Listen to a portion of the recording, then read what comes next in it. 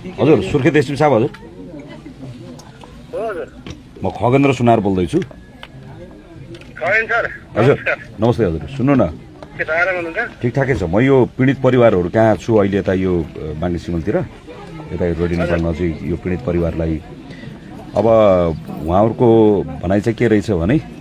यो अलिकता डिटेलहरू अलिक छिटोभन्दा छिटो आओस् र यो चाहिँ बाहिर कहीँ कतै कसैले के भनेर हल्ला चलाइदिँदा रहेछन् कसैले के भनिदिँदा रहेछन् कम्तीमा चाहिँ बाहिर बजारमा आएको हल्लामा जस्तो कहीँ कतै न्याय सम्पादनमा कहीँ कतै रिपोर्ट सङ्कलनमा चाहिँ कहीँ कतै अलमल ढलमल नहोस् भन्ने चाहिँ उहाँहरूको चाहना छ होइन त्यो मध्ये हामीले केही सपोर्ट गर्नुपर्ने कुरा वा हामीले अरू केही गर्नुपर्ने कुरा केही छ भने तपाईँलाई हामीलाई बताउनु होला होइन अन्यथा चाहिँ कम्तीमा पीडित परिवारलाई चाहिँ कहीँ कतै शङ्का नरहने गरी चाहिँ उहाँहरूले चाहेअनुसार किन यत्रो मान्छे मरेको छ मान्छेको ज्यान गएको छ होइन